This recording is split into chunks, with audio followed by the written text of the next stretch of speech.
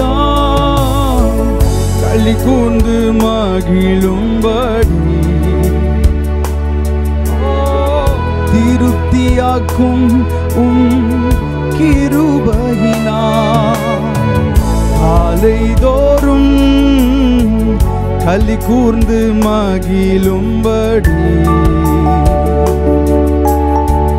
திருப்தியாக்கும் கிருபையினால் ஆராதனை ஆராதனை ஆராதனை ஆராதனை ஆராதனை ஆராதனை ஓ ஆராதனை ஆராதனை. சங்கீதம் 40வது சங்கீதம் 5வது வசனத்தில் இப்படியாக எழுதப்பட்டிருக்கிறது, என் தேவனாகிய கர்த்தாவே, நீர் எங்கள் நிமித்தம் செய்த உம்முடைய அதிசயங்களும் உம்முடைய யோசனைகளும் அநேகமாயிருக்கிறது. ஒருவரும் அவைகளை உமக்கு விவரித்து சொல்லி முடியாது. நான் அவைகளை சொல்லி அறிவிக்க வேண்டுமானால் அவைகள் எண்ணிக்கைக்கு மேலானவைகள். ஹல்லேலூயா. ஆண்டவர் நம்முடைய நிமித்தம் செய்த அவருடைய அதிசயங்களும் அவருடைய யோசனைகளும் அநேகமாயிருக்கிறது. நமக்காக செய்த அவருடைய அதிசயங்கள் அவருடைய யோசனைகள் அநேகமாயிருக்கிறது. ஒருவரும் அதை சொல்லி அறிவிக்க முடியாது. ஆமென். எண்ணிக்கைக்கு மேலான நன்மைகள். நல்லவரே நல்லவரே வல்லவரே, நன்றி ஐயா நன்றி ஐயா. நாள் முழுதும் நல்லவரே வல்லவரே, நன்றி ஐயா. நாள் முழுதும் நல்லவரே வல்லவரே, நன்றி ஐயா. நாள் முழுதும். Thank you Father, we bless your name. Hallelujah. நன்றி இயேசுவே, நீர் செய்த நன்மைக்காய் நன்றி. Hallelujah. எங்கள் நிமித்தம் நீர் செய்த உம்முடைய அதிசயங்கள் அநேகமாயிருக்கிறது. ஹல்லேலூயா. ஒருவரும் அதை எண்ணி முடியாது, விவரித்து சொல்லிவிட முடியாது. அவைகளை சொல்லி அறிவிக்க வேண்டுமானால் அவைகள் எண்ணிக்கைக்கு மேலானவைகள்.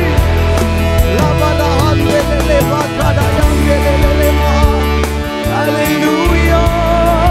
நன்றி இயேசுவே.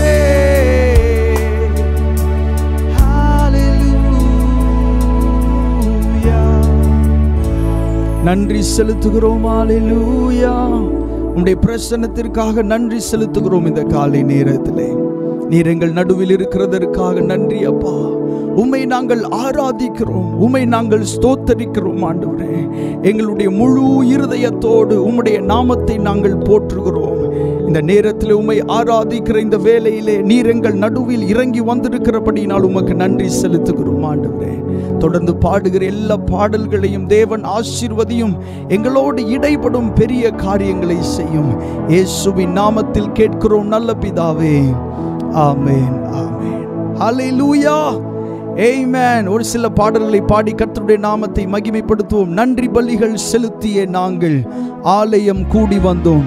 துதி பலிகள் செலுத்திய நாங்கள் உம்மை போற்ற வந்தோம். கர்த்தர் செய்த நன்மைக்காக நன்றி செலுத்த வந்தோம் என்று சொல்லி பாடி கர்த்தருடைய நாமத்தை உயர்த்துவோம். ஹல்லேலூயா.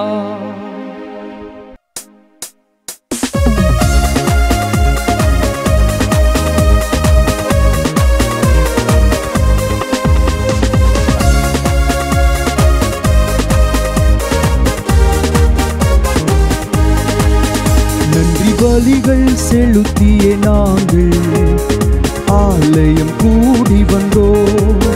துதி பலிகள் செலுத்திய நாங்கள் உம்மை போற்ற வந்தோம். நன்றி பலிகள் செலுத்திய நாங்கள் ஆலயம் கூடி வந்தோம். துதி பலிகள் செலுத்திய நாங்கள் உம்மை போற்ற வந்தோம். கர்த்தர் செய்த நன்மைக்காக நன்றி செலுத்த வந்தோம். நம்மை மறவா அவர் கிருபை எண்ணியே துதிக்க வந்தோம். கர்த்தர் செய்த நன்மைக்காக நன்றி செலுத்த வந்தோம். நம்மை மறவா அவர் கிருபை எண்ணியே துதிக்க வந்தோம். நன்றி பலிகள் செலுத்திய நாங்கள் ஆலயம் கூடி வந்தோம். துதி பலிகள் செலுத்திய நாங்கள் உம்மை போற்ற வந்தோம். உடன்படிக்கை எனக்கு தந்து உந்தனின் பிள்ளையாய் தெரிந்தெடுத்தீ. மரணத்தின் விளிம்பில் நின்ற என்னை ஜீவனின் பாதையில் திருப்பி விட்டீர். உடன்படிக்கை எனக்கு தந்து உந்தனின் பிள்ளையாய் தெரிந்தெடுத்தீர். மரணத்தின் விளிம்பில் நின்ற என்னை ஜீவனின் பாதையில் திருப்பி விட்டீர். கர்த்தர் செய்த நன்மைக்காக நன்றி செலுத்த வந்தோம். நம்மை மறவா அவர் கிருபை எண்ணிய துதிக்க வந்தோம். கர்த்தர் செய்த நன்மைக்காக நன்றி செலுத்த வந்தோம். நம்மை மறவா அவர் கிருபை எண்ணிய துதிக்க வந்தோம். நன்றி பலிகள் செலுத்திய நாங்கள் ஆலயம் கூடி வந்தோம். துதி பலிகள் செலுத்திய நாங்கள் உம்மை போற்ற வந்தோம்.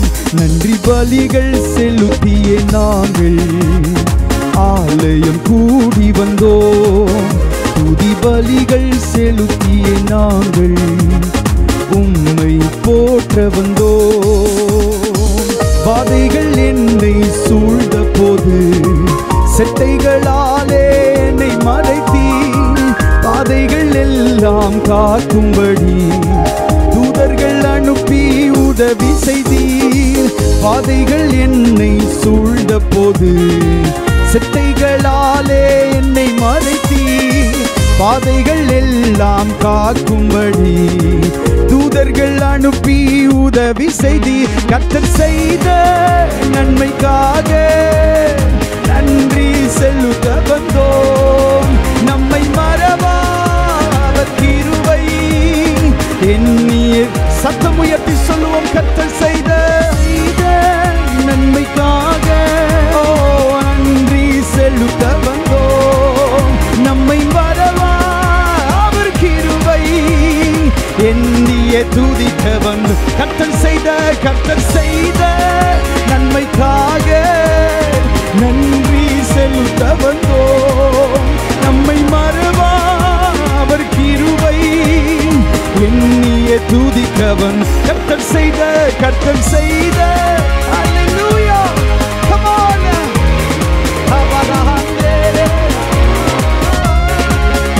அவர் கிருபை எண்ணிய துதிக்க வந்தோம்.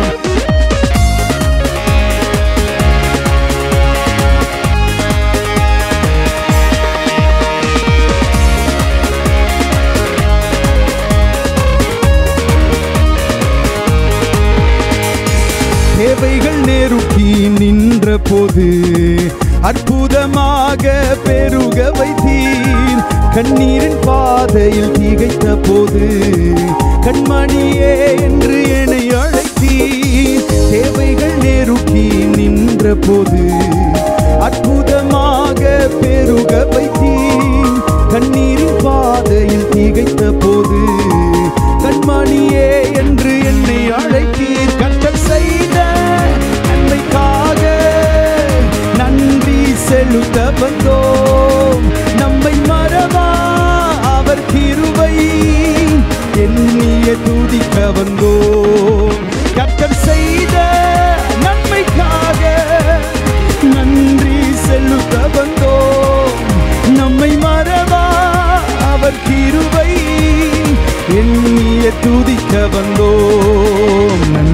பலிகள் செலுத்திய நாங்கள் ஆலயம் கூடி வந்தோம். துதி பலிகள் செலுத்திய நாங்கள் உம்மை போற்ற வந்தோம். நன்றி பலிகள் செலுத்திய நாங்கள் ஆலயம் கூடி வந்தோம். துதி பலிகள் செலுத்திய நாங்கள் உம்மை போற்ற வந்தோம். கர்த்தர் செய்த நன்மைக்காக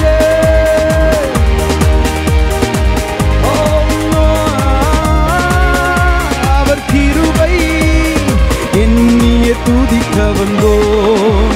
கர்த்தர் செய்த நன்மைக்காக நன்றி செலுத்த வந்தோம். நம்மை மறவா அவர் கிருபை எண்ணிய துதிக்க வந்தோம். அல்லேலூயா. கர்த்தர் செய்த நன்மைக்காக நன்றி செலுத்த வந்தோம். நம்மை மறவா அவர் கிருபை எண்ணிய துதிக்க வந்தோம். கர்த்தர் செய்த நன்மைக்காக நன்றி செலுத்த வந்தோம்.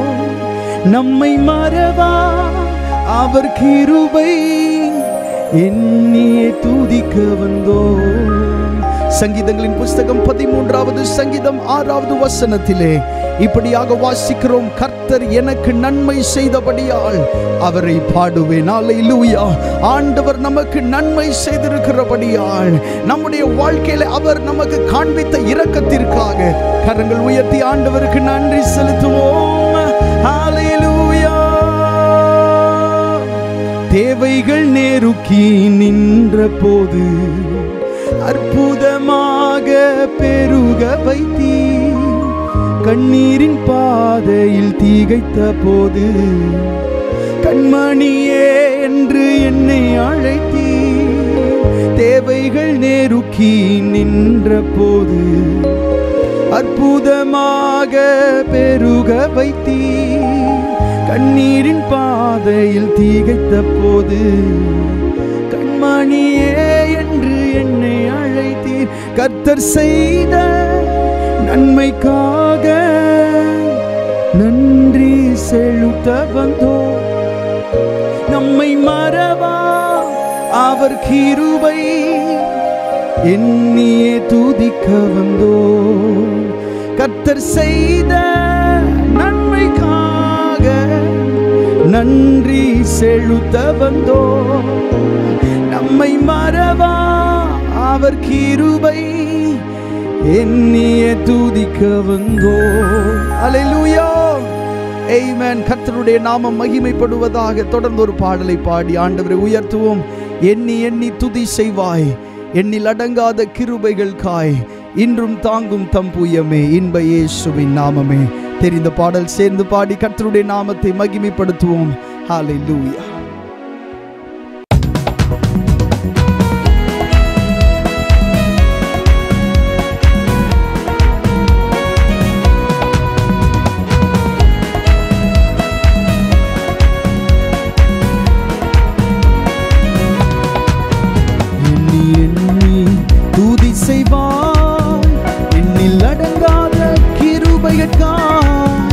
இன்றும் தாங்கும் தம்புயமே இன்ப இயேசுவின் நாமமே.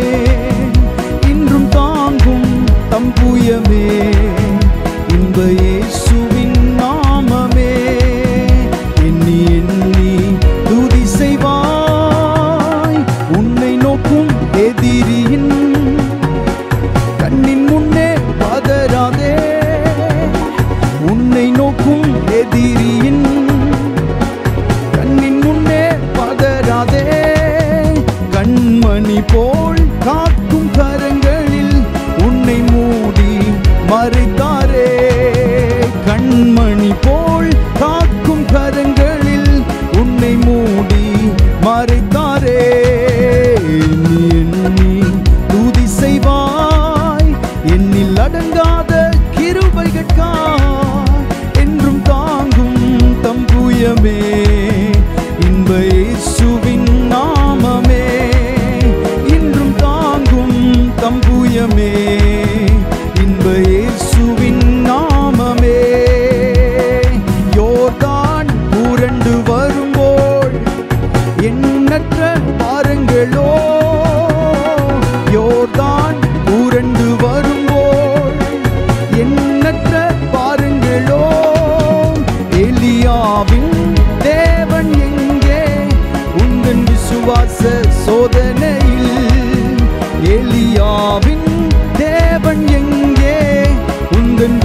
பிரயாச சோதனையில் எண்ணி எண்ணி துதி செய்வாய். என்னில் அடங்காத கிருபைகட்காய் என்றும் தாங்கும் தம்புயமே இன்ப இயேசுவின் நாமமே. என்றும் தாங்கும் தம்புயமே இன்ப இயேசுவின் நாமமே. எண்ணி துதி செய்வாய். உனக்கெதிராகவே ஆயுதம் வாய்க்காதே. உனக்கெதிராகவே ஆயுதம் வாய்க்காதே. உன்னை அழைத்தவர் உண்மை தேவன், அவர் தாசருக்கு நீதி அவர். உன்னை அழைத்தவர் உண்மை தேவன், அவர் தாசருக்கு நீதி அவர். எண்ணி எண்ணி துதி செய்வாய். என்னில் அடங்காத கிருபையற்காய் என்றும் தாங்கும் தம்புயமே இன்ப இயேசுவின் நாமமே. என்றும் தாங்கும் தம்புயமே இன்ப இயேசுவின் நாமமே.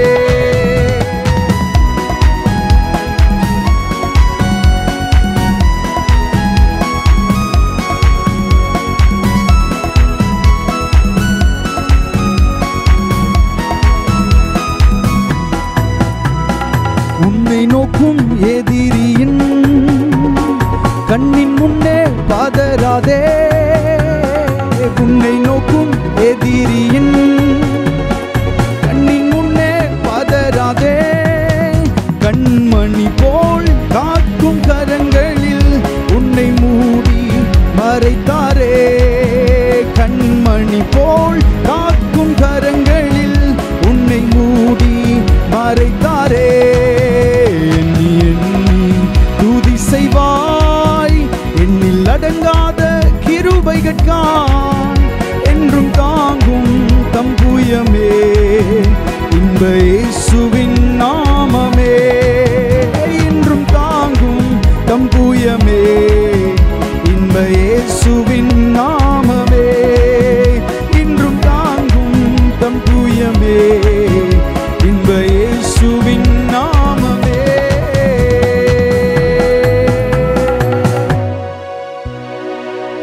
உன்னை அழைத்தவர் உண்மை தேவன், அவர் தாசருக்கு நீதி அவர்.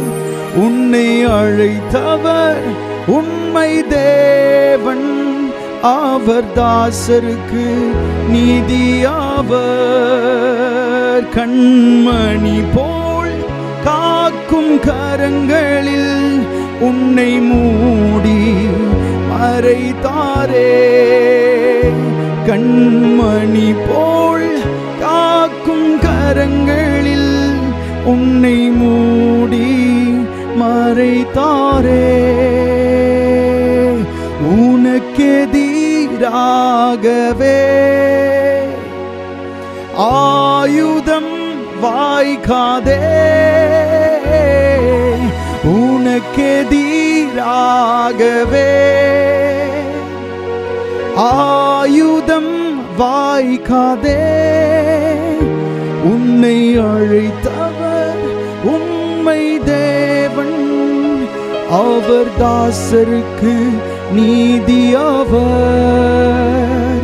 உன்னை அழைத்தவர் உண்மை தேவன், அவர் தாசருக்கு நீதி அவர். ஏசாயா தீர்க்கதரிசன புத்தகம் 54வது அதிகாரம் 17வது வசனத்தில் இப்படியாக வாசிக்கிறோம். உனக்கு விரோதமாய் உருவாக்கப்படும் எந்த ஆயுதமும் வாய்க்காதே போம். உனக்கு விரோதமாய் நியாயத்தில் எழும்பும் எந்த நாவையும் நீ குற்றப்படுத்துவாய். இது கர்த்தருடைய ஊழியக்காரரின் சுதந்திரமும் என்னால் உண்டான அவருடைய நீதியுமாயிருக்கிறது என்று கர்த்தர் சொல்லுகிறார். உனக்கு விரோதமாய் உருவாக்கப்படும் எந்த ஆயுதமும் வாய்க்காதே போம். அல்லேலூயா. வருகிற வாரத்திலே உங்களுக்கு விரோதமாக உருவாக்கப்பட்டிருக்கிற எந்த ஆயுதமும் இயேசுவின் இயேசுவின் நாமத்தினாலே ஆராதிக்கிற இந்த வேளையிலே வாய்க்காதே போவதாக. சத்ருவின் திட்டங்கள் இயேசுவின் நாமத்தினாலே இல்பொருளாவதாக. ஹல்லேலூயா.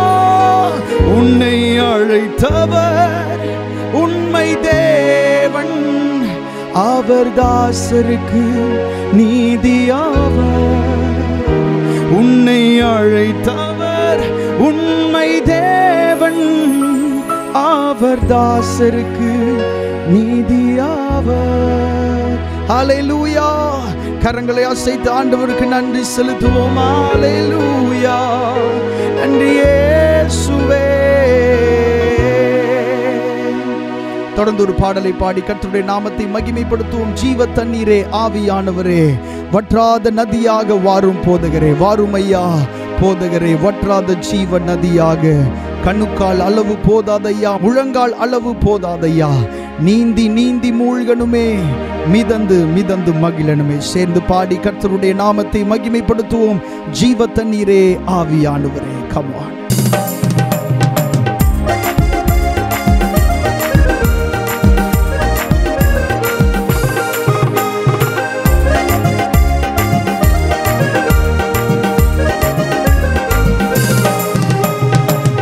தண்ணீரே ஆவியானவரே, வற்றாத நதியாக வாரும் போதகரே. ஜீவ தண்ணீரே ஆவியானவரே, வற்றாத நதியாக வாரும் போதகரே. வறுமையா போதகரே, வறுமையா போதகரே, வற்றாத ஜீவ நதியாக, வற்றாத ஜீவ நதியாக. ஜீவ தண்ணீரே ஆவியானவரே, வற்றாத நதியாக வாரும் போதகரே. ஜீவ தண்ணீரே ஆவியானவரே, வற்றாத நதியாக வாரும் போதகரே. கணுக்கால் அளவு போதாதையா, முழங்கால் அளவு போதாதையா, கணுக்கால் அளவு போதாதையா, முழங்கால் அளவு போதாதையா. நீந்தி நீந்தி மூழ்கணுமே, நீந்தி நீந்தி மூழ்கணுமே, மிதந்து மிதந்து மகிழனுமே, நான் மிதந்து மிதந்து மகிழனுமே. வறுமையா போதகரே, வறுமையா போதகரே, வற்றாத ஜீவ நதியாக, வற்றாத ஜீவ நதியாக. ஜீவ தண்ணீரே ஆவியானவரே, வற்றாத நதியாக வாரும் போதகரே. ஜீவ தண்ணீரே ஆவியானவரே, வற்றாத நதியாக வாரும் போதகரே. போகும் இடமெல்லாம் ஆரோக்கியமே, பாயும் இடமெல்லாம் பரிசுத்தமே. போகும் இடமெல்லாம் ஆரோக்கியமே, பாயும் இடமெல்லாம் பரிசுத்தமே. சேரும் இடமெல்லாம் மாறுதலே, சேரும் இடமெல்லாம் மாறுதலே.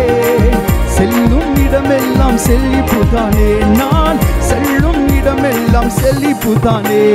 வறுமையா போதகரே, வறுமையா போதகரே, வற்றாத ஜீவ நதியாக, வற்றாத ஜீவ நதியாக.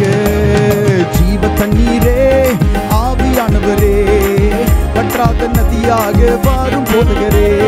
ஜீவ தண்ணீரே ஆவியானவரே, வற்றாத நதியாக வாரும் போதகரே. கோடி கோடி மீனவர் கூட்டம் ஓடி ஓடி வல வீசணும், ஓடி கோடி மீனவர் கூட்டம் ஓடி ஓடி வல வீசணும். பாடி பாடி மீன் பிடிக்கணும், பாடி பாடி மீன் பிடிக்கணும். பரலோக தேவனுக்கு ஆள் சேர்க்கணும், பரலோக தேவனுக்கு ஆள் சேர்க்கணும். வறுமையா போதகரே, வறுமையா போதகரே, வற்றாத ஜீவ நதியாக, வற்றாத ஜீவ நதியாக. ஜீவ தண்ணீரே ஆவியானவரே, வற்றாத நதியாக வாரும் போதகரே. ஜீவ தண்ணீரே ஆவியானவரே, வற்றாத நதியாக வாரும் போதகரே. கரையோர மர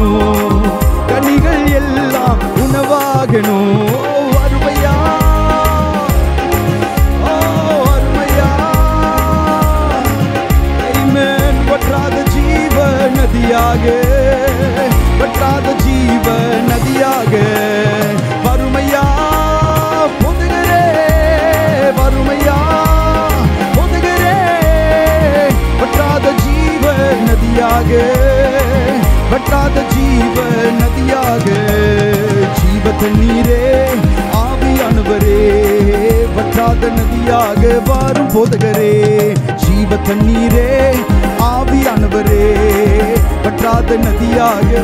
கண்ணுக்கால் அளவு போதாதையா, முழங்கால் அளவு போதாதையா, கண்ணுக்கால் அளவு போதாதையா, முழங்கால் அளவு போதாதையா.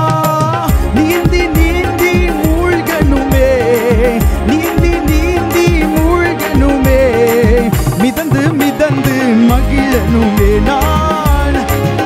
ஹல்லேலூயா பாடுவோம் வறுமையா போதகரே, வறுமையா போதகரே, வறுமையா போதகரே, வறுமையா போதகரே, வற்றாத வற்றாத ஜீவ நதியாக, வற்றாத ஜீவ நதியாக, வற்றாத ஜீவ நதியாக, வற்றாத ஜீவ நதியா. வறுமையா வறுமையா போதகரே, வறுமையா போதகரே, வறுமையா போதகரே, வறுமையா போதகரே, வற்றாத ஜீவ நதியாக, வற்றாத ஜீவ நதியாக, வற்றாத ஜீவ நதியாக, வற்றாத ஜீவ நதியாக, வற்றாத ஜீவ நதியாக, வற்றாத ஜீவ நதியாக, வற்றாத ஜீவ நதியாக, வற்றாத ஜீவ.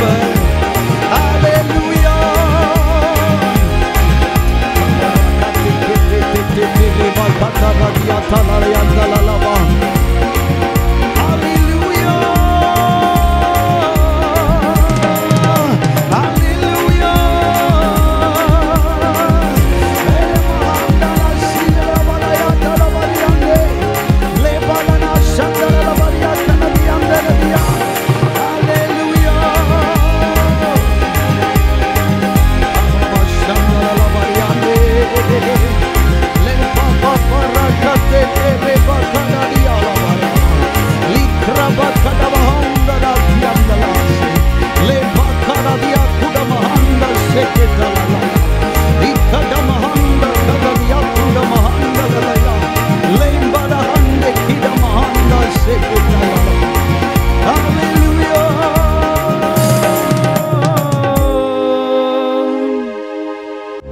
நீந்தி நீந்தி மூழ்கணுமே, நீந்தி நீந்தி மூழ்கணுமே, மிதந்து மிதந்து மகிழனுமே நான், மிதந்து மிதந்து மகிழனுமே.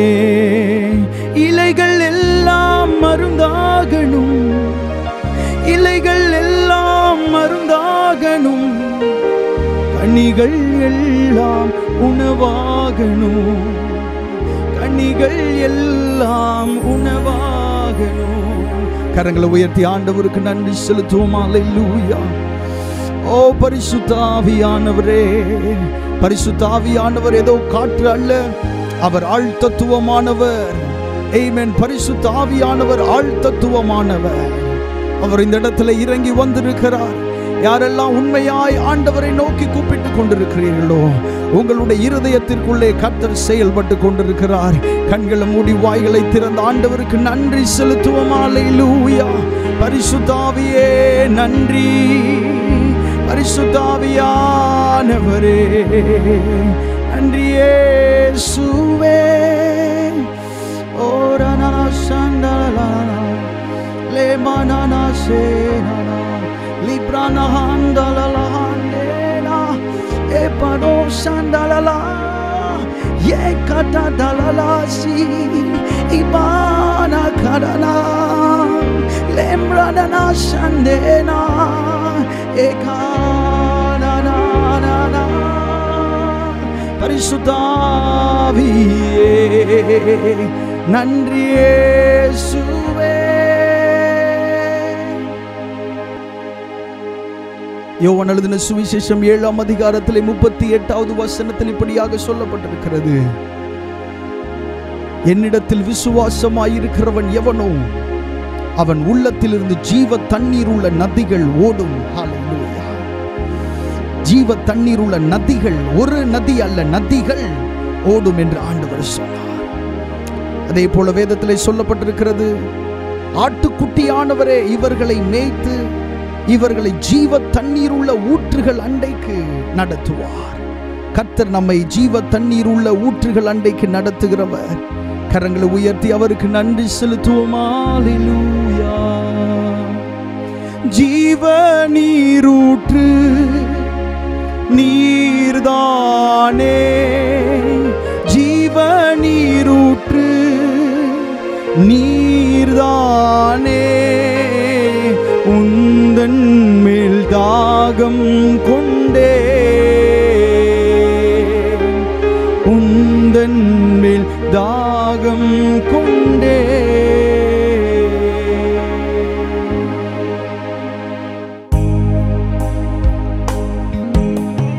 அப்பா நான் உம்மை பார்க்கிறேன், அன்பே நான் உம்மை துதிக்கிறேன். அப்பா நான் உம்மை பார்க்கிறேன். நீரே என் வழி, நீரே என் சத்தியம், நீரே என் வழி, நீரே என் சத்தியம், நீரே என் ஜீவனன்றோ, நீரே என் ஜீவனன்றோ. அப்பா நான் உம்மை பார்க்கிறேன், அன்பே நான் உம்மை துதிக்கிறேன். அப்பா நான் உம்மை பார்க்கிறேன். அப்பாவும் நீரே, அம்மாவும் நீரே, அப்பாவும் நீரே, அம்மாவும் நீரே. நான் உந்தன் பிள்ளையன்றோ, நான் உந்தன் பிள்ளையன்றோ. அப்பா நான் உம்மை பார்க்கிறேன், அன்பே நான் உம்மை துதிக்கிறேன். அப்பா நான் உம்மை பார்க்கிறேன். நல்ல மேய்ப்பன் நீர்தானே, நல்ல மேய்ப்பன் நீர்தானே. நான் உந்தன் ஆட்டுக்குட்டி, நான் உந்தன் ஆட்டுக்குட்டி. ஜீவ நீரூற்று நீர்தானே,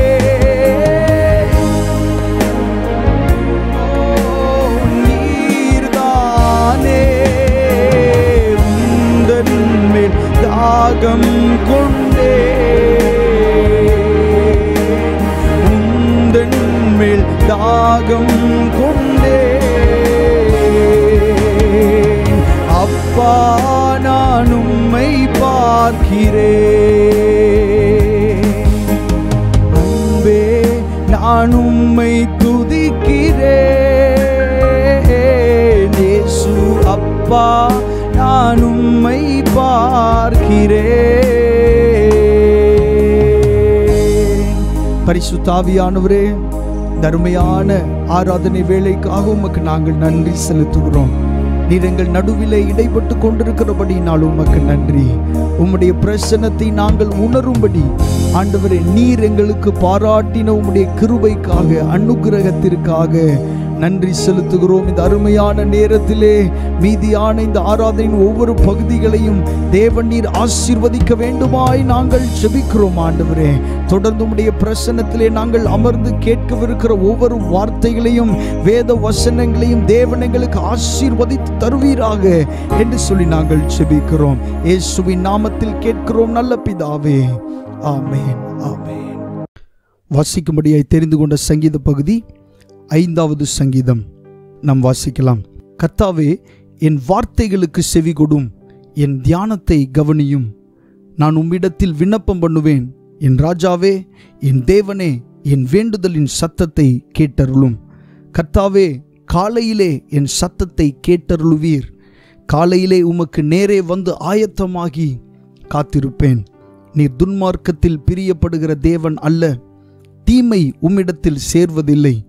வீம்புக்காரர் உம்முடைய கண்களுக்கு முன்பாக நிலை நிற்க மாட்டார்கள். அக்கிரமக்காரர் யாவரையும் வெறுக்கிறீர். பொய் பேசுகிறவர்களை அழிப்பீர். இரத்த பிரியனையும் சூதுள்ள மனுஷனையும் கர்த்தர் அருவருக்கிறார்.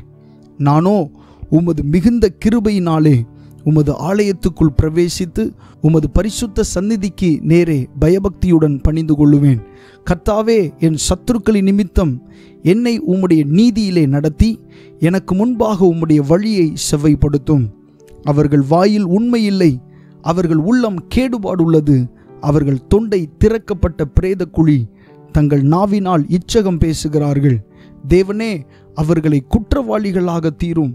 அவர்கள் தங்கள் ஆலோசனைகளாலேயே விழும்படி செய்யும். அவர்கள் துரோகங்களினுடைய திரட்சி நிமித்தம் அவர்களை தள்ளிவிடும். உமக்கு விரோதமாய் கலகம் பண்ணினார்களே. உம்மை நம்புகிறவர்கள் யாவரும் சந்தோஷித்து என்னாலும் கெம்பீரிப்பார்களாக. நீர் அவர்களை காப்பாற்றுவீர். உம்முடைய நாமத்தை நேசிக்கிறவர்கள் உம்மில் கலிகூர்வார்களாக. கர்த்தாவே, நீர் நீதிமானை ஆசீர்வதித்து காருண்யம் என்னும் கேடகத்தினால் அவனை சூழ்ந்து கொள்ளுவீர். ஆமென். கர்த்தருடைய நாமம் மகிமைப்படுவதாக. இந்த வாரத்திலே உகந்த உபவாசம் என்கிற தலைப்பில் நாம் தேவனுடைய வார்த்தையை தியானிக்க போகிறோம். இந்த உகந்த உபவாசம் என்பதை பற்றி வேதத்திலே எங்கே எழுதப்பட்டிருக்கிறது என்று சொன்னால், ஏசாயா தீர்க்கதரிசன புஸ்தகம் 58வது அதிகாரம். இந்த அதிகாரம் முழுவதுமே ஆண்டவருக்கு உகந்த ஒரு உபவாசத்தை நாம் எப்படி செய்வது, எதையெல்லாம் செய்தால் அது அவருக்கு உகந்த உபவாசமாய் இருக்கும் என்பதையெல்லாம் இந்த அதிகாரத்திலே நாம் எழுதப்பட்டிருக்கிறதை நாம் பார்க்கிறோம். குறிப்பாக இந்த ஏசாயா தீர்க்கதரிசன புஸ்தகம் இந்த 58வது அதிகாரத்திலே முதலாவது அந்த முன்னுரையை நாம் வாசிக்கும் போது அங்கே ஜனங்கள், இஸ்ரவேல் ஜனங்கள் ஆண்டவரிடத்தில் கேள்வி கேட்கிறதை பற்றி அங்கே எழுதப்பட்டிருக்கிறது. என்ன கேட்கிறார்கள்? நாங்கள் உபவாசம் பண்ணுகிற போது நீர் நோக்காமல் இருக்கிறது என்ன, எங்களை பார்க்காமல் இருக்கிறது என்ன? நாங்கள் எங்கள் ஆத்துமாக்களை ஒடுக்கும் போது, உணவில்லாமல் சாப்பாடு இல்லாமல் சாம்பலில் உட்கார்ந்து எங்களுடைய ஆத்துமாவை நாங்கள் ஒடுக்கும் போது நீர் அதை அறியாமல் இருக்கிறது என்ன என்கிறார்கள். அதற்கு ஆண்டவர் ஒரு பதில் சொல்லுகிறார். என்னவென்றால், இதோ நீங்கள் உபவாசிக்கும் நாளிலே, உபவாசம் பண்ணி ஜெபிக்கிற அந்த நாளிலே உங்கள் இச்சையின்படி நடந்து உங்கள் வேலைகளை எல்லாம் கட்டாயமாய் செய்கிறீர்கள். உங்கள் வேலையை நீங்கள் கட்டாயமாக செய்கிறீங்க. 4வது வசனத்தில் சொல்லப்பட்டிருக்கிறது, இதோ வழக்குக்கும் வாதுக்கும் துஷ்டத்தனத்தையுடைய கையினால் குத்துகிறதற்கும் உபவாசிக்கிறீர்கள். உங்களுடைய உபவாசத்தினுடைய காரணம், நோக்கம் என்னன்னு சொன்னால், சண்டை போடுறதுக்கும் வாக்குவாதம் பண்ணுறதுக்கும் பிறனை அழிக்கிறதற்கும் தீவினையாய் திட்டம் பண்ணுகிறதுக்கும் இதுக்கு தான் நீங்கள் உபவாசம் இருக்கிறீங்க.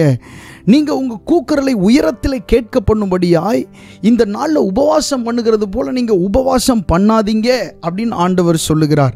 மனுஷன் தன்னுடைய ஆத்துமாவை ஒடுக்குகிறதும், தன்னுடைய ஆத்மா, அதாவது சாப்பாடு இல்லாமல், உணவு இல்லாமல் தன்னுடைய ஆத்மாவை ஒடுக்குகிறதும், தலைவணங்கி நாணலை போல், நாணல் அப்படின்னா அது ஒரு புல், அந்த புல்லுடைய அந்த தோற்றத்தை பார்க்கும்போது அது தலை வணங்கி இருக்கிறது போல் அதனுடைய வளைந்த தோற்றம் இருக்கும் அந்த புல்லுக்கு, அந்த நாணல் அப்படின்ற புல்லுக்கு.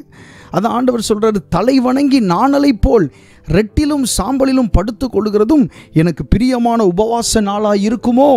இதையா உபவாசம் என்றும் கர்த்தருக்கு பிரியமான நாள் என்றும் சொல்லுவாய் என்று ஆண்டவர் மறுபடியும் அவர்களிடத்திலே கேள்வி கேட்கிறதை நாம் இந்த 58வது அதிகாரத்தின் முன்னுரையாக நாம் பார்க்கிறோம். இந்த வசனங்களிலே நாம் தெரிந்து கொள்ள வேண்டிய இன்னொரு விஷயம் என்னவென்று சொன்னால், உபவாச நாள் என்பது கர்த்தருக்கு பிரியமான நாளாகும். அந்த நாளை கர்த்தர் மிகவும் நேசிக்கிறார். அந்த நாளிலே கர்த்தர் மிகவும் பிரியமாயிருக்கிறார்.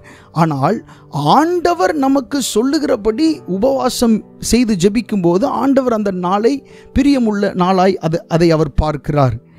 அது என்னென்ன காரியங்கள் என்று சொல்லி நாம் பார்க்கலாம்.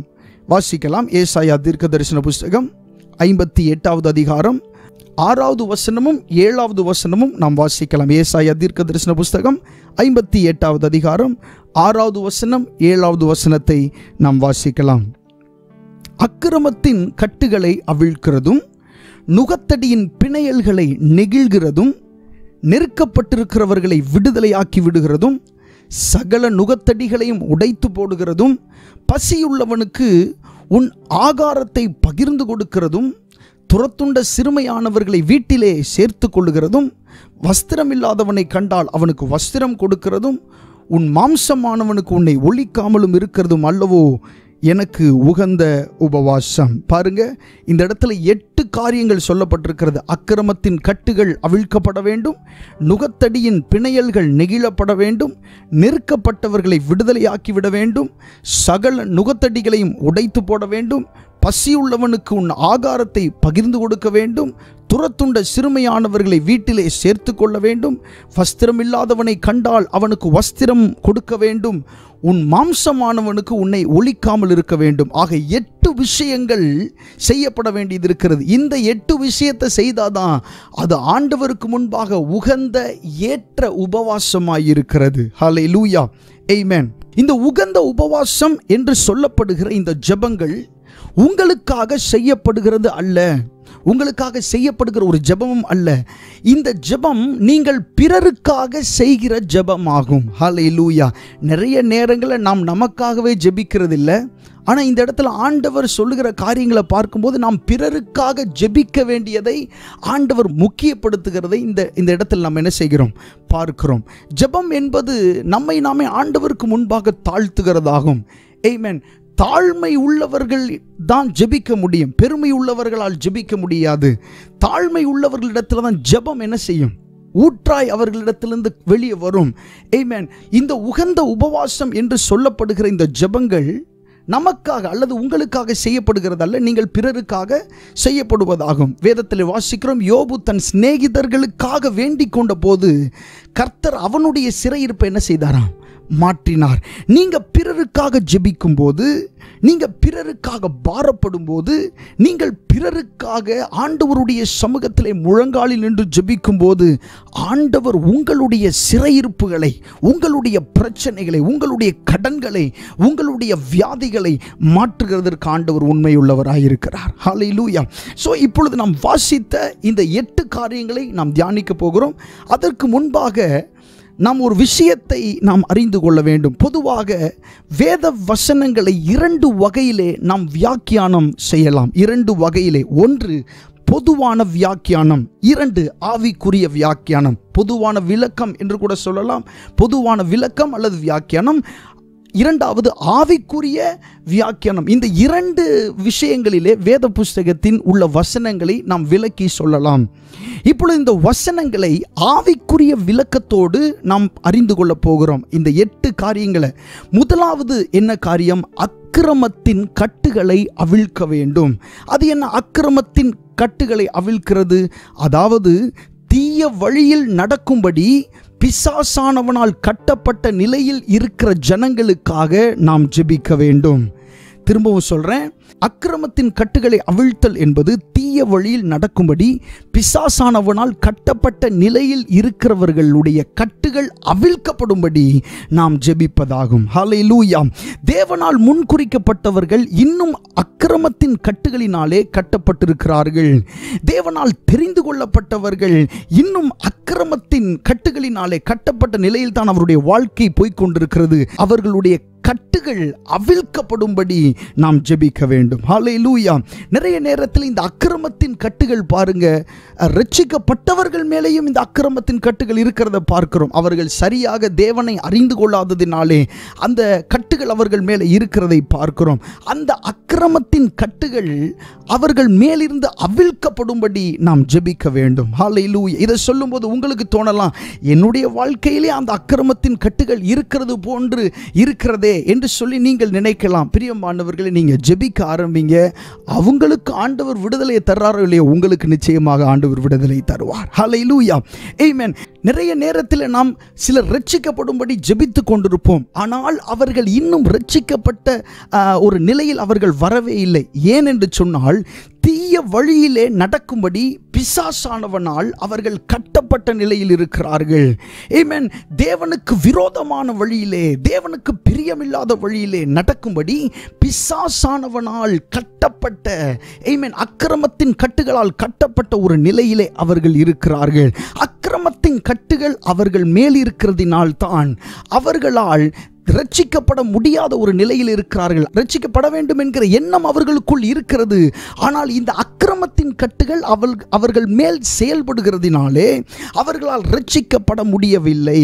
ஸோ நம்ம அவர்களுக்காக ஜெபிக்க வேண்டும். ஜெபிக்கும் போது சொல்லணும், அவர்கள் மேல் இருக்கிற அக்கிரமத்தின் கட்டுகள் இயேசுவின் நாமத்திலே அவிழ்க்கப்படுவதாக என்று சொல்லி நாம் ஜெபிக்கும் போது ஆண்டவர் அந்த அக்கிரமத்தின் கட்டுகளை அவர்களை விட்டு அவிழ்க்க அவர் உண்மை உள்ளவராய் இருக்கிறார். ஹல்லேலூயா. இதுக்கு பேர் தான் அக்கிரமத்தின் கட்டுகளை அவிழ்ப்பது. இதுதான் ஆண்டவருக்கு உகந்த உபவாசமாயிருக்கிறது.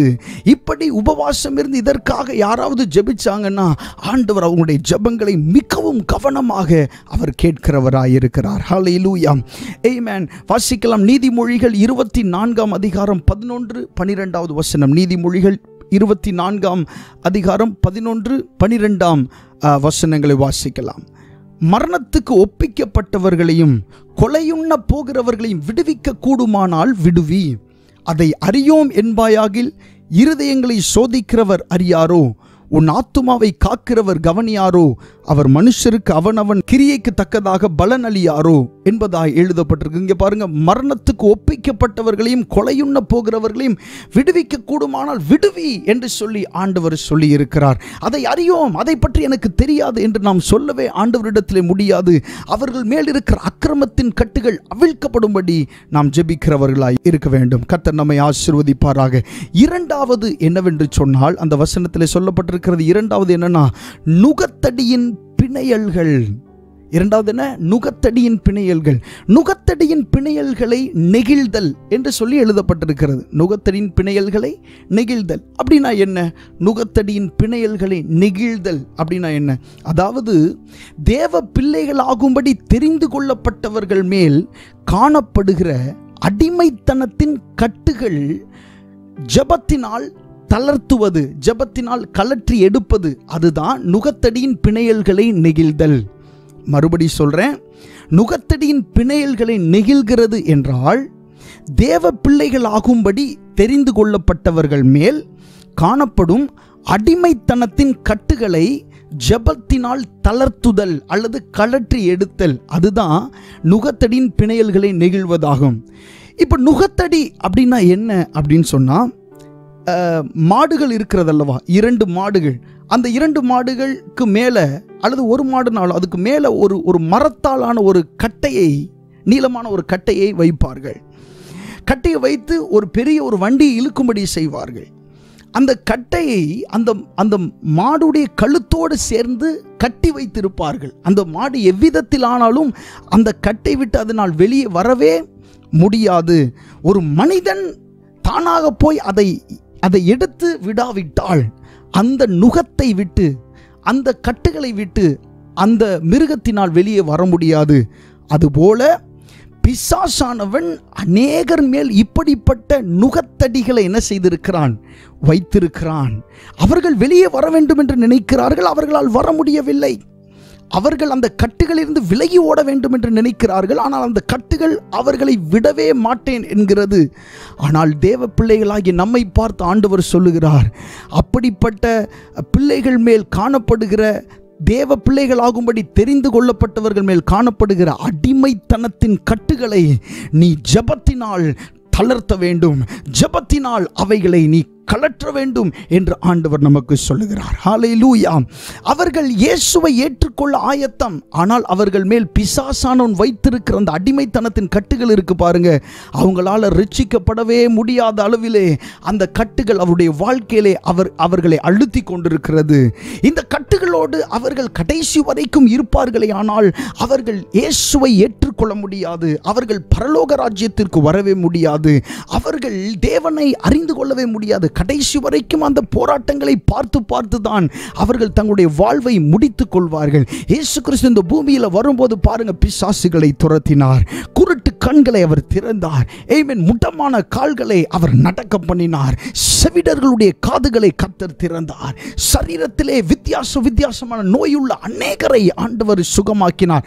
ஏனென்று சொன்னால் அவர்கள் மேலிருந்த நுகத்தடியின் பிணையல்கள் நெகிழப்பட்டால் ஒழிய, அவிழ்க்கப்பட்டால் ஒழிய அவர்களால் ஒரு சுகமான ஒரு ஜீவியத்தை அவர்கள் செய்ய முடியாது. இயேசு கிறிஸ்து அந்த காரியத்தை செய்தார். அதன் மூலமாக அநேகர் அவரிடத்தில் விசுவாசம் வைத்தார்கள். ஹல்லேலூயா. ஸோ நம்முடைய ஜெபங்கள் அப்படிப்பட்ட ஜெபமாய் இருக்க வேண்டும். இப்படிப்பட்ட நுகத்தடியின் பிணையல்களால், அடிமைத்தனத்தின் கட்டுகளால் கட்டப்பட்டிருக்கிறவர்கள் விடுதலையாகும்படி நாம் உபவாசித்து ஜெபிக்கிறவர்களாய் இருக்க வேண்டும். இது மிகவும் ஒரு முக்கியமான ஒரு உபவாசமாய் இருக்கிறது. கர்த்தருடைய நாமம் மகிமைப்படுவதாக. பாருங்க, பாவத்தினால் உண்டாகும் அடிமைத்தன கட்டுகளினால் இன்றைக்கு அநேகர் மதிமயங்கி போயிருக்கிறார்கள். குடி போதையினால் அடிமைத்தனப்பட்டு அவர்கள் இருக்கிறதை பார்க்கிறோம். போதை ஊசிகளினால் வாழ்க்கையை அப்படியே கஷ்டப்படுத்தி கொண்டிருக்கிறவர்களை பார்க்கிறோம். சகல விதமான தீய பழக்கங்களால் அடிமைப்பட்டு இருக்கிறவர்களை நாம் பார்க்கிறோம். விக்கிரக வழிபாட்டுகளினாலே உண்டாகிற அடிமைத்தனத்தில் இருக்கிறவர்களை பார்க்கிறோம்.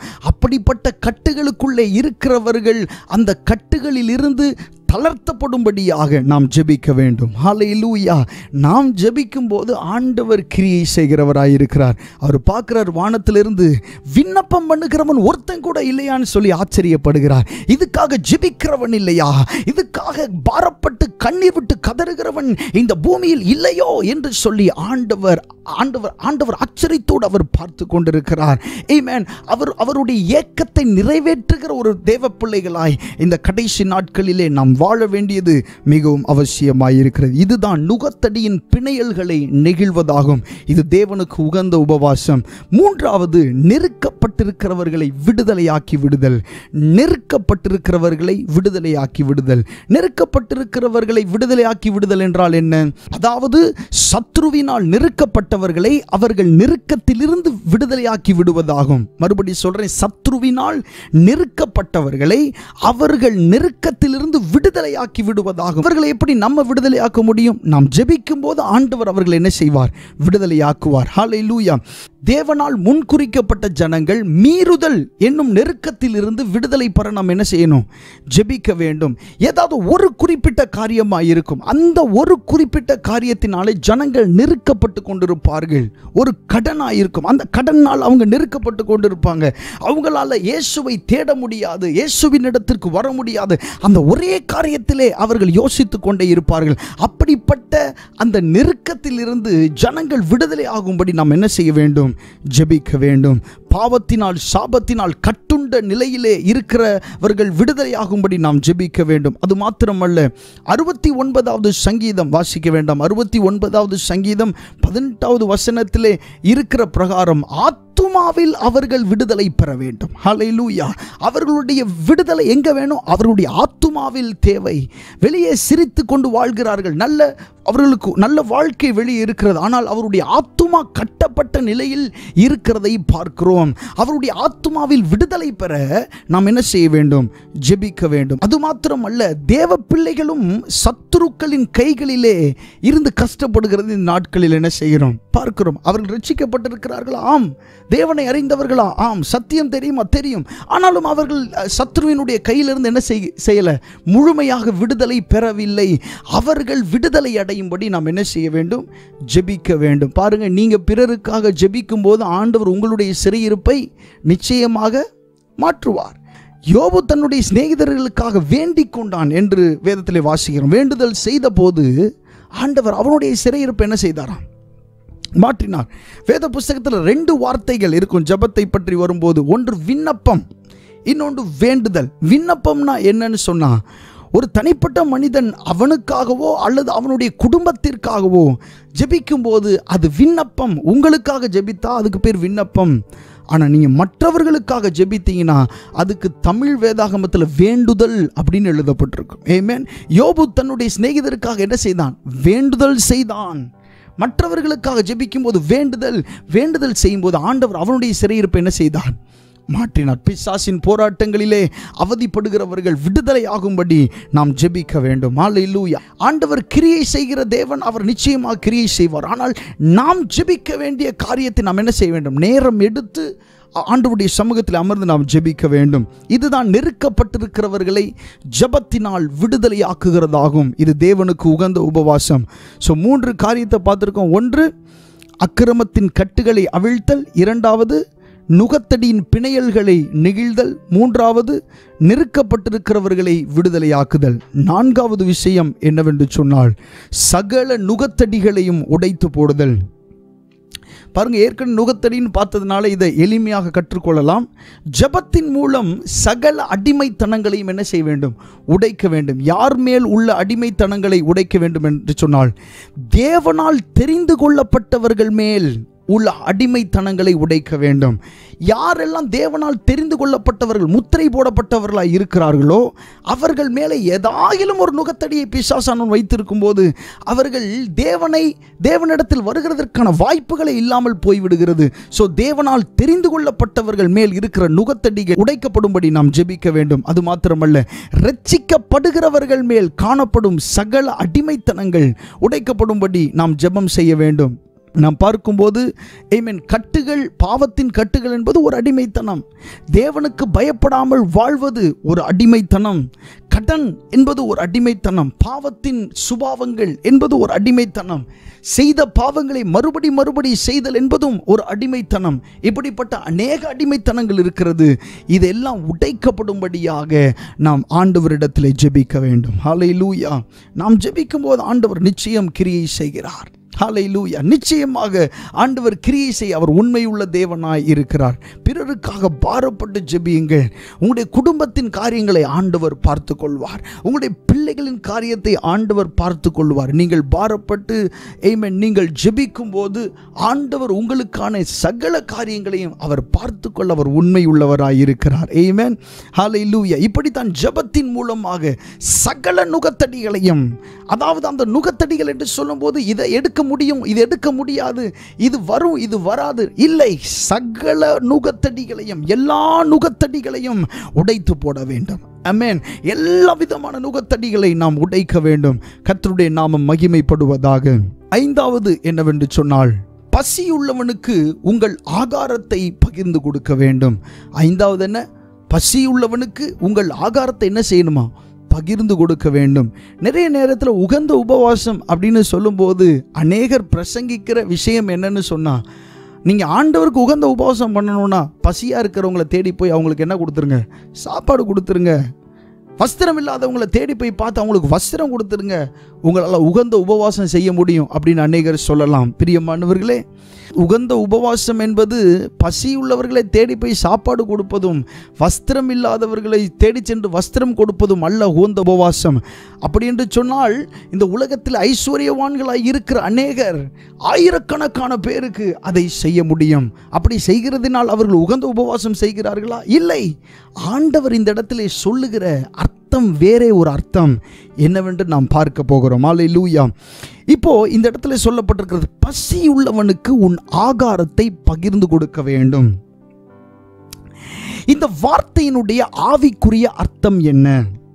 வேதத்தில் பசி என்று சொல்லும்போது அது வெறும் மாம்சீக பசி அல்ல என்பதை நாம் புரிந்து கொள்ள வேண்டும். வேதத்தில் பசி, ஹங்கிரி என்று சொல்லும்போது அது வெறும் மாம்சீக பசி மாத்திரம் அல்ல என்பதை நாம் புரிந்து கொள்ள வேண்டும். ஒரு வசனத்தை வாசிக்கலாம். 1 சாமுவேல் 2ஆம் அதிகாரம் 5ஆம் வசனம். 1 சாமுவேல் 2ஆம் அதிகாரம் 5ஆம் வசனம் வாசிக்கலாம். திருப்தியாய் இருந்தவர்கள் அப்பத்துக்காக கூலி வேலை செய்கிறார்கள். பசியாய் இருந்தவர்களோ இனி பசியாய் இரார்கள். மலடியாய் இருந்தவள் 7 பெற்றாள், அநேகம் பிள்ளைகளை பெற்றவளோ பலட்சியப்பட்டாள். இந்த வசனத்தை பாருங்க. பசியாய் இருந்தவர்களோ இனி பசியாய் இரார்கள் என்று எழுதப்பட்டிருக்கிறது. இங்கே அன்னாள் பசியாய் இருந்தவர்கள் என்று தன்னை குறித்து தான் என்ன செய்றா? அவர் சொல்லுகிறத பார்க்கிறோம். வேற யாரையும் குறித்து சொல்ல, தன்னை குறித்து. அதாவது ஒரு பிள்ளைக்காக வந்து ஆலயத்தில் ஜெபம் பண்றா. ஆண்டவர் அவருடைய ஜெபத்தை கேட்டு அவருக்கு ஒரு பிள்ளை தர்றாரு.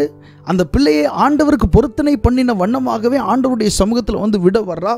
விடும்போது ஒரு தீர்க்க தரிசன துதியை அந்த ஆலயத்திலிருந்து சொல்றா.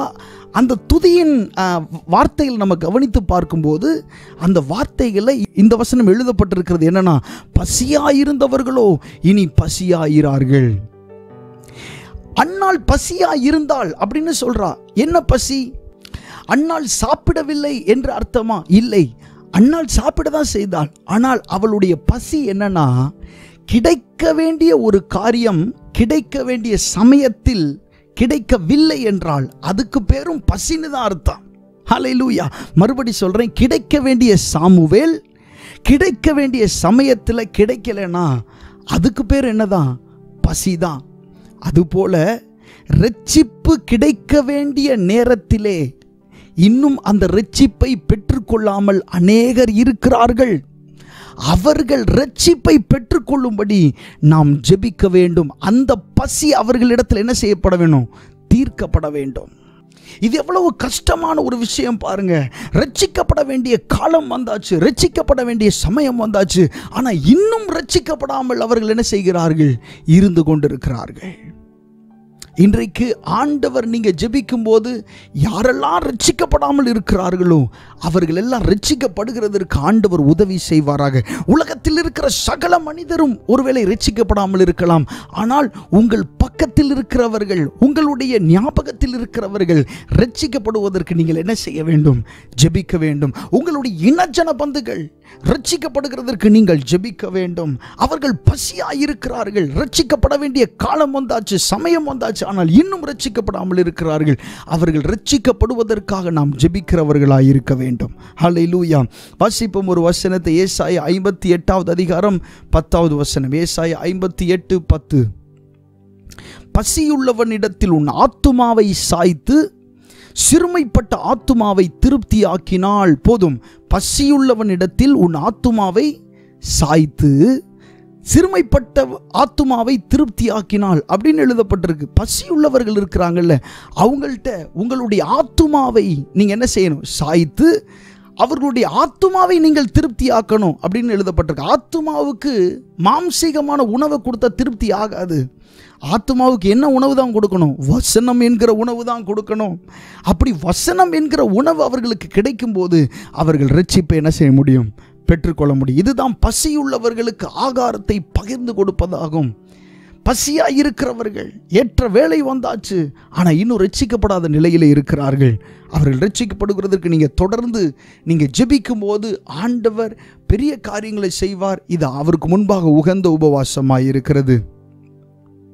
6வது, துரத்துண்ட சிறுமையானவர்களை வீட்டிலே சேர்த்து கொள்ளுதல். துரத்துண்ட சிறுமையானவர்களை வீட்டிலே சேர்த்து கொள்ளுதல் அப்படின்னா என்ன அர்த்தம்? ஆவிக்குரிய ரீதியில் சிறுமைப்பட்டவர்கள், ஆவிக்குரிய ரீதியிலே சிறுமைப்பட்டவர்கள், அவர்களை என்ன செய்யணுமா? வீட்டிலே சேர்த்து கொள்ள வேண்டும். யாருடைய வீட்டிலே சேர்த்து கொள்ள வேண்டும்? உங்களுடைய வீட்டிலா, என்னுடைய வீட்டிலா? இல்லை, கர்த்தருடைய வீட்டிலே, அதாவது தேவனுடைய வீட்டிலே அவர்கள் என்ன செய்ய வேண்டும்? சேர்த்து கொள்ள வேண்டும். அப்படி அவர்கள் சேர்க்கப்படுகிறதற்காக நீங்கள் ஜெபிக்க வேண்டும். ஹல்லேலூயா. அதாவது தேவனுடைய ஆலயத்தில் அவர்கள் சேர்க்கப்பட வேண்டும். அதற்காக நீங்கள் ஜெபிக்க வேண்டும். ஆமென். நிறைய நேரங்களில் நாம் இந்த வசனத்தை பார்க்கும்போது நமக்கு வருகிற யோசனை என்னன்னு சொன்னால், இந்த மாதிரி துரத்துண்ட சிறுமியானவர்களை வீட்டிலே சேர்த்து கொள்கிறது என்று வரும்போது அவர்களை நம்முடைய வீட்டிலே வைத்து கொள்ள வேண்டும் போல என்று சொல்லி நாம் நினைக்கிறது உண்டு. பிரியமானவர்களே, அப்படி நாம் ஒரு ஆளை நாம் சேர்த்து கொள்ளலாம், 2 பேரை சேர்த்து கொள்ளலாம். அதற்குரிய நிர்வாகம் நமக்கு வேண்டும். அவர்களை நன்றாய் கவனிக்க வேண்டும். ஆனால் ஆவியானவர் எழுதுகிற அந்த நோக்கம் என்னவென்று சொன்னால், அவர்கள் தேவனுடைய வீட்டில் என்ன செய்யப்பட வேண்டும்? சேர்க்கப்பட வேண்டும். தேவனுடைய வீட்டிலே அவர்கள் அங்கமாக மாற வேண்டும்.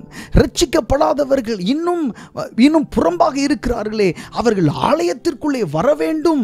ஆண்டவரால் முன்குறிக்கப்பட்டவர்கள், ஆண்டவரால் தெரிந்து கொள்ளப்பட்டவர்கள் ஆலயத்திற்குள் வர வேண்டும் என்று சொல்லி ஆண்டவர் விரும்புகிறார். ஹல்லேலூயா. இதற்கு ஆதாரமாக ஒரு வசனத்தை வாசிக்கலாம். 1 தீமோத்தேயு 3ஆம் அதிகாரம் 15வது வசனம். 1 தீமோத்தேயு 3வது அதிகாரம் 15வது வசனம். தாமதிப்பேனாகில் தேவனுடைய வீட்டிலே நடக்க வேண்டிய வகையை நீ அறியும்படி இவைகளை உனக்கு எழுதுகிறேன். அந்த வீடு ஜீவனுள்ள தேவனுடைய சபையாய் சத்தியத்துக்கு தூணும் ஆதாரமுமாய் இருக்கிறது. மறுபடி வாசிக்கலாம். தாமதிப்பேனாகில் தேவனுடைய வீட்டிலே நடக்க வேண்டிய வகையை நீ அறியும்படி இவைகளை உனக்கு எழுதுகிறேன். அந்த வீடு ஜீவனுள்ள தேவனுடைய சபையாய் சத்தியத்துக்கு தூணும் ஆதாரமுமாய் இருக்கிறது என்பதாய் நாம் வேதத்திலே வாசிக்கிறோம், எழுதப்பட்டிருக்கிறது. இங்கே அப்போஸ்தலனாகிய பவுல் தீமோத்தேயுக்கு எழுதும்போது இப்படியாக எழுதுகிறார். தேவனுடைய வீட்டிலே அப்படின்னு சொல்றார். தேவனுடைய வீடுனா என்ன? அதே வசனத்தில் சொல்லப்பட்டிருக்கு. அந்த வீடு ஜீவனுள்ள தேவனுடைய சபை என்று எழுதப்பட்டிருக்கிறது. ஸோ வீடுன்னு சொல்லும்போது அது நம்முடைய வீடு அல்ல, தேவனுடைய வீட்டிலே, தேவனுடைய சபையிலே அவர்கள் அங்கமாய் சேர்க்கப்பட வேண்டும் என்பதற்காக நாம் உபவாசித்து ஜெபிக்கிறவர்களாய் இருக்க வேண்டும். கர்த்தருடைய நாமம் மகிமைப்படுவதாக. இன்னொரு வசனம் சொல்லப்பட்டிருக்கிறது. ஏசாயா 56ஆம் அதிகாரம் 7ஆம் வசனத்திலே, நான் என் பரிசுத்த பர்வதத்துக்கு கொண்டு வந்து என் ஜெப வீட்டிலே அவர்களை மகிழ பண்ணுவேன். அவர்களுடைய சர்வாங்க தகனங்களும் அவர்களுடைய பலிகளும் என் பலிபீடத்தின் மேல் அங்கீகரிக்கப்பட்டிருக்கும். என்னுடைய வீடு சகல ஜனங்களுக்கும் ஜெப வீடு எனப்படும். பாருங்க, என்னுடைய வீடு, தேவனுடைய வீடு சகல ஜனங்களுக்கும் ஜெப வீடு எனப்படும் என்பதா எழுதப்பட்டிருக்கிறது. ஸோ ரட்சிக்கப்படாத ஒரு மனுஷன் அவன் என்னதான் கோடீஸ்வரனாய் இருந்தாலும் அவன் ரட்சிக்கப்படாத வரைக்கும் அவன் வீடற்றவன் தான் என்பதை நீங்கள் மறந்துவிடக்கூடாது. மறுபடி சொல்கிறேன், ரட்சிக்கப்படாத ஒரு மனுஷன் என்னதான் கோடீஸ்வரனாய் இருந்தாலும், என்னதான் ஐஸ்வர்யவானாய் இருந்தாலும், அவன் ரட்சிக்கப்படாத வரைக்கும் அவன் வீடற்றவன் தான் என்பதை நீங்கள் மனதில் வைத்து கொள்ள வேண்டும். அப்படிப்பட்ட ஜனங்கள், அப்படிப்பட்ட ஆட்கள் கர்த்தருடைய வீட்டில் சேர்க்கப்படும்படி நாம் என்ன செய்ய வேண்டும்? ஜெபிக்க வேண்டும். இது ஆண்டவருக்கு உகந்த உபவாசம். அடுத்து 7வது விஷயம் என்னவென்று சொன்னால், வஸ்திரம் இல்லாதவனை கண்டால் அவனுக்கு வஸ்திரம் கொடுத்தல். இதுதான் 7வது உபவாசம், 7வது வகையான உபவாசம். அதாவது வஸ்திரம் இல்லாதவனை கண்டால் அவனுக்கு வஸ்திரம் கொடுக்கிறது. இப்போ இந்த வார்த்தையை பார்க்கும்போதும் நிறைய நேரங்களில் நாம் எப்படி புரிந்து கொள்கிறோம் என்று சொன்னால், அதாவது ஆடை இல்லாமல், ட்ரெஸ் இல்லாமல் இருக்கிறவங்களுக்கு ட்ரெஸ் கொடுக்கிறது, ஆடைகளை கொடுக்கிறது, புதிய ஆடைகளையோ பழைய ஆடைகளையோ கொடுக்கிறது தான் உகந்த உபவாசம்னு சொல்லி நம்ம நினச்சிக்கிட்டு இருக்கிறோம். ஆனால் வேதத்தை நாம் வாசிக்கும் போது நாம் இப்படி அறிந்து கொள்ள முடியும். ஏசாயா 61ஆம் அதிகாரம் 10ஆம் வசனத்திலே இப்படியாக எழுதப்பட்டிருக்கிறது. கர்த்தருக்குள் பூரிப்பாய் மகிழுகிறேன், என் தேவனுக்குள் என் ஆத்துமா களி கூர்ந்திருக்கிறது. மணவாளன் ஆபரணங்களினால் தன்னை அலங்கரித்து கொள்ளுகிறதற்கும் மணவாட்டி நகைகளினால் தன்னை சிங்காரித்து கொள்ளுகிறதற்கும் ஒப்பாக அவர் இரட்சிப்பின் வஸ்திரங்களை எனக்கு உடுத்தி நீதியின் சால்வையை எனக்கு தரித்தார். அவர் இரட்சிப்பின் வஸ்திரங்களை எனக்கு உடுத்தி நீதியின் சால்வையை எனக்கு என்ன செய்தாராம்? தரித்தார். பாருங்க, இரட்சிப்பின் வஸ்திரம் இல்லாதோர் மேல் இரட்சிப்பின் வஸ்திரம் தரிப்பிக்கப்படும்படி ஆண்டவரிடத்திலே பரிந்து பேசி ஜெபம் செய்வது தான் வஸ்திரம் இல்லாதவர்களுக்கு வஸ்திரம் கொடுப்பதாகும். மறுபடி சொல்றேன், இரட்சிப்பின் வஸ்திரம் இல்லாதோர் மேல் இரட்சிப்பின் வஸ்திரம் தரிப்பிக்கப்படும்படி ஆண்டவரிடத்திலே பரிந்து பேசி ஜெபிக்கிறது தான் வஸ்திரம் இல்லாதவர்களுக்கு வஸ்திரம் கொடுப்பதாகும். ஏற்கனவே நம்ம முன்பாகவே ஒரு பிரசங்கத்தை தியானித்திருக்கிறோம், உங்களுக்கு ஞாபகம் இருக்கும் என்று நினைக்கிறேன். ஆவிக்குரிய வஸ்திரங்கள் என்கிற தலைப்பிலே ஒரு செய்தியை நாம் தியானித்திருக்கிறோம். எப்பொழுதெல்லாம் சத்ருவானவன் ஒரு மனுஷனிடத்தில் வருகிறானோ அவன் முதலாவது கவனம் வைக்கிறது எதுலன்னு சொன்னால், அவன் போட்டிருக்கிற ஆடை, அதாவது துணியினால் ஆன இந்த ஆடையில் அல்ல, அவன் மேல் உடுத்தப்பட்டிருக்கிற இரட்சிப்பின் வஸ்திரம். அதனால தான் ஒரு மனுஷன் எருசலேமில் இருந்து எரிகோவுக்கு போகும்போது கள்ளர் கையிலே அவன் அகப்படுகிறான். அந்த கள்ளர்கள் அவனை சுற்றி வளைந்து கொண்டு முதலாவது அவனிடத்தில் இருக்கிற பணத்தை எடுக்கவில்லை, அவனிடத்தில் இருக்கிற விலையுயர்ந்த பொருட்களை எடுக்கவில்லை, அவனுடைய வஸ்திரத்தை எடுத்தார்கள். அர்த்தம் ரட்சிப்பின் வஸ்திரம். ஒரு மனுஷனை விட்டு ரட்சிப்பின் வஸ்திரம் போச்சுன்னா அவனால் ஒன்றுமே செய்ய முடியாது. பிரியமானவர்களே, இந்த இடத்துல வஸ்திரம் இல்லாதவர்களுக்கு வஸ்திரம் கொடுக்க வேண்டும் என்கிற அந்த வார்த்தைக்கு அர்த்தம் என்னன்னு சொன்னால், அதாவது ஏற்கனவே சொன்னது போல ரட்சிப்பின் வஸ்திரம் இல்லாதோர் மேல் ரட்சிப்பின் வஸ்திரம் தரிப்பிக்கப்படும்படி ஆண்டவரிடத்திலே பரிந்து பேசி நாம் என்ன செய்யணும்? ஜெபிக்க வேண்டும். கர்த்தருடைய நாமம் மகிமைப்படுவது எல்லாமே ஜெபம் சார்ந்தது, ஜெபம் சார்ந்தது. அதைத்தான் இந்த இடத்துல நாம் பார்க்கிறோம். ஹல்லேலூயா, கர்த்தருடைய நாமம் மகிமைப்படுவதாக. எட்டாவது என்னன்னா, எட்டாவது விஷயம், உன் மாம்சமானவனுக்கு உன்னை ஒழிக்காமல் இருத்தல் என்று எழுதப்பட்டிருக்கிறது. எட்டாவது விஷயம் என்ன? உன் மாம்சமானவனுக்கு உன்னை ஒழிக்காமல் இருக்கிறது. அர்த்தம் என்ன? அதாவது உங்கள் மூலமாய் இரட்சிக்கப்பட வேண்டும் என்பவர்களுக்கு உங்களை மறைத்து கொள்ளாதிருங்கள். உங்க மூலமாக தான் ஆண்டவர் சிலரை ரட்சிக்கணும்னு வைத்திருப்பார். உங்க மூலமாகத்தான் ஆண்டவர் சிலரை தொட வேண்டும் என்று வைத்திருப்பார். அப்படிப்பட்டவர்களுக்கு நீங்க உங்களை என்ன செய்யாதீங்க? மறைத்து கொள்ளாதீர்கள். ஹல்லேலூயா. அனனியாவை ஆண்டவர் கூப்பிட்டார். அனனியாவே என்று கூப்பிட்டார். அவன் ஆண்டவர் என்ன அப்படின்னு ஆண்டவர்கிட்ட கேட்டான். ஆண்டவர் அவனை பார்த்து சொன்னார், இப்படி சவுல்ன்ற பேரில் நேர்த்தெரு அப்படின்ற ஒரு இடத்துல ஒருத்தன் வந்து இருக்கிறான், போய் அவன் மேலே கைகளை வை, அவனுடைய கண்களை நீ திற அப்படின்னு சொல்லி ஆண்டவர் அனுப்புகிறார். அவன் மூலமாக அந்த ரட்சிப்பை பவுலுக்கு என்ன செய்கிறார்? ஆண்டவர் கொடுக்கிறார். அதுபோல உங்கள் மூலமாக ஆண்டவர் சில ரட்சிப்பை சிலருக்கு கொடுக்க வேண்டும் என்று வைத்திருப்பார். அவர்களுக்கு ஒரு நாள் உங்களை என்ன செய்யாதீங்க? மறைத்து கொள்ளாதீங்க. அதுதான் உன் மாம்சமானவனுக்கு உன்னை ஒழிக்காமல் இருத்தல் என்பதாகும். அவங்களுக்காக ஜெபிக்க மறக்காதீங்க.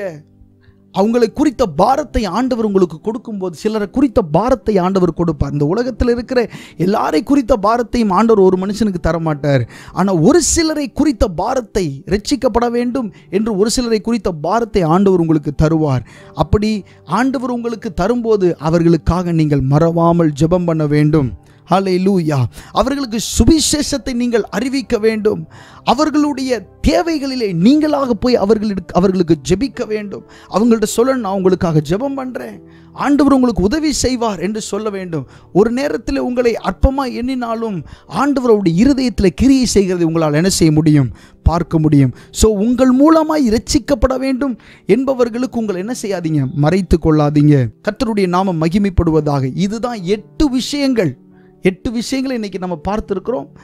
இந்த 8 விஷயங்களை நாம் ஆண்டவருக்கு முன்பாக செய்ய வேண்டும். இது ஆண்டவருக்கு முன்பாக உகந்த உபவாசம் என்பதாய் வேதத்திலே எழுதப்பட்டிருக்கிறது. அடுத்து, இப்படிப்பட்ட உகந்த உபவாசம் செய்யும் போது உங்களுக்கு உண்டாகும் பலன் என்ன என்பதையும் ஆண்டவர் எழுதி வைத்திருக்கிறார். ஆமென். இந்த 8 காரியங்களுக்காக நீங்கள் பாரப்பட்டு உபவாசம் பண்ணி ஜெபம் பண்ணும்போது ஆண்டவர் உங்களுக்கு என்ன செய்வார் என்று சொன்னால், வாசிக்கலாம். ஏசாயா தீர்க்கதரிசன புஸ்தகம் 58வது அதிகாரம் 8ஆம் வசனத்திலிருந்து 12ஆம் வசனம் வரைக்கும் வாசிக்கலாம். அப்பொழுது விடியற்கால வெளுப்பை போல் உன் வெளிச்சம் எழும்பி உன் சுகவாழ்வு சீக்கிரத்தில் துளிர்த்து உன் நீதி உனக்கு முன்னாலே செல்லும். கர்த்தருடைய மகிமை உன்னை பின்னாலே காக்கும். அப்பொழுது நீ கூப்பிடுவாய், கர்த்தர் மறு உத்தரவு கொடுப்பார். நீ சத்தமிடுவாய், இதோ நான் இருக்கிறேன் என்று சொல்லுவார்.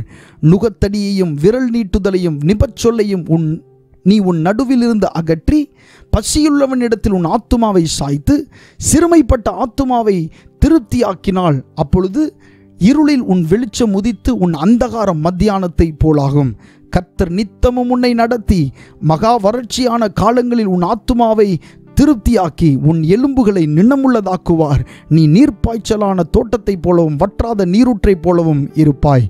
உன்னிடத்திலிருந்து தோன்றினவர்கள் பூர்வ முதல் பாழாய் கிடந்த ஸ்தலங்களை கட்டுவார்கள்.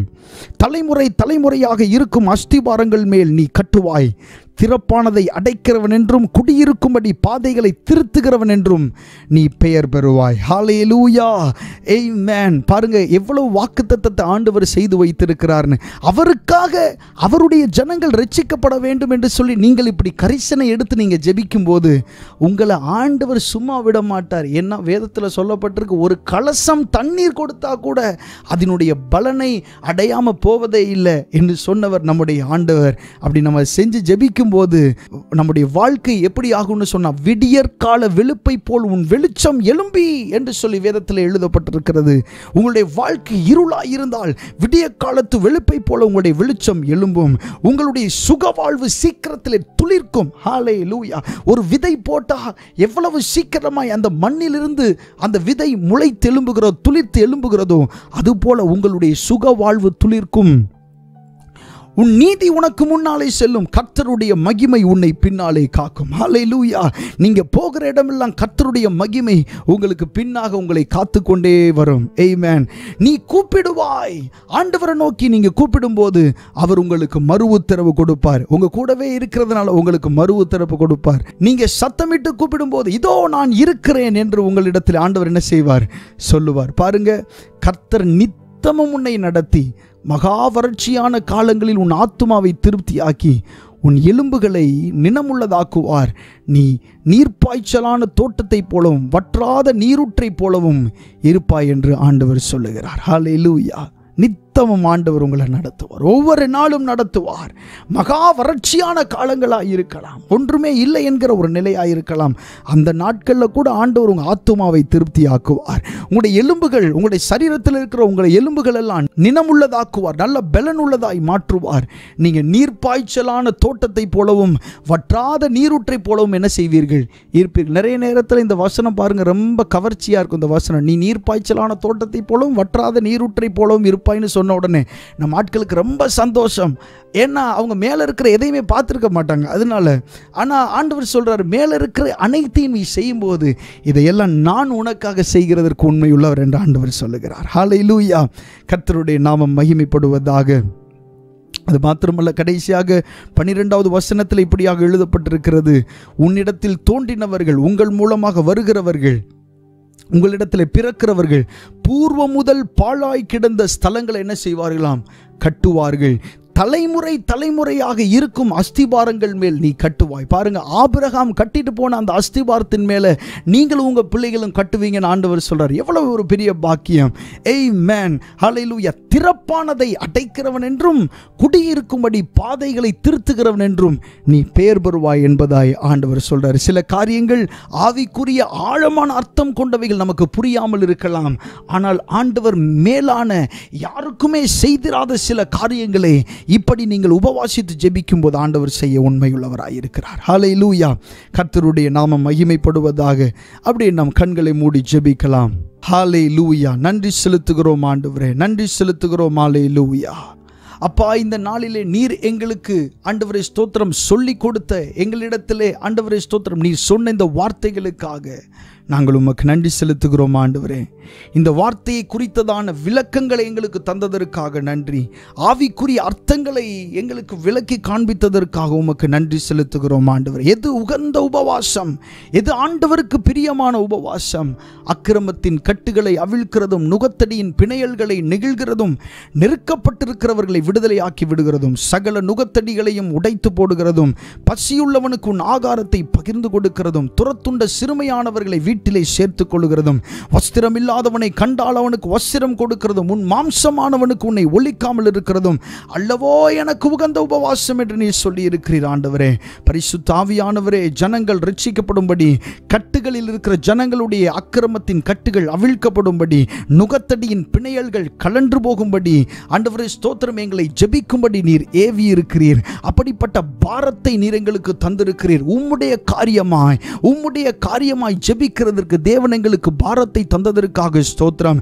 ஒருவேளை ஸ்தோத்திரம் ஆண்டவர், இந்த காலை நேரத்திலே உம்முடைய இந்த காரியங்களுக்காக ஜனங்கள் ரட்சிக்கப்படும்படி ஒருவேளை எங்களுக்கு பாரம் இல்லாமல் இருக்குமே, ஆனால் அந்த பாரத்தை இந்த ஜெப நேரத்தில் இப்பொழுதே நீர் தருகிறதற்காக நன்றி செலுத்துகிறோம் ஆண்டவரே. உம்முடைய நாமத்தை நாங்கள் மகிமைப்படுத்துகிறோம். ஜெபத்தினாலே நெருக்கப்பட்டிருக்கிறவர்களை விடுதலையாக்க, ஜெபத்தினாலே நுகத்தடிகளை உடைத்து போட, ஜெபத்தினாலே பசியுள்ளவனுக்கு ஆகாரத்தை பகிர்ந்து கொடுக்க, ஜபத்தினாலே துரத்துண்ட சிறுமையானவர்களை வீட்டிலே சேர்த்து கொள்ள, ஜபத்தினாலே வஸ்திரம் இல்லாதவர்களை கண்டால் அவர்களுக்கு வஸ்திரம் கொடுக்க, ஜபத்தினாலே எங்களை நாங்கள் ஒழித்துக் கொள்ளாமல் யாரிடத்திலெல்லாம் நாங்கள் சுவிசேஷத்தை சொல்ல வேண்டும் என்று நீர் விரும்புகிறீரோ, யாரிடத்திலெல்லாம் நாங்கள் சுவிசேஷத்தை சொல்ல வேண்டும் என்று நீர் முன் குறித்திருக்கிறீரோ அவர்களிடத்திலெல்லாம் நாங்கள் சொல்ல தேவன் ஆண்டவரே எங்களுக்கு உதவி செய்யும்படியாய் நாங்கள் ஜெபிக்கிறோம். ஆண்டவரே உம்முடைய நல்ல நாமம் மகிமைப்படுவதாக. இந்த நேரத்தில் ஆண்டவரே இந்த ஆராதனையில் கலந்து கொண்ட ஒவ்வொரு தேவ பிள்ளைகளையும் நீர் ஆசீர்வதிப்பீராக. இந்த எல்லை பட்டணத்திற்காக நாங்கள் ஜெபிக்கிறோம். இங்கே வாழ்ந்து கொண்டிருக்கிற தமிழ் ஜனங்கள் ஆண்டவரே ஸ்தோத்திரம் ரட்சிக்கப்படும்படி நாங்கள் ஜெபிக்கிறோம். அவர்கள் மேல் இருக்கிற அக்கிரமத்தின் கட்டுகள் இயேசுவின் நாமத்தினாலே விழுந்து போவதாக. நுகத்தடியின் பிணைகள் இயேசுவின் நாமத்தினாலே நெகிழப்படுவதாக. நெருக்கப்படுகிறவர்கள் விடுதலையாக்கப்படுவார்களாக. நுகத்தடிகள் உடைக்கப்படுவதாக.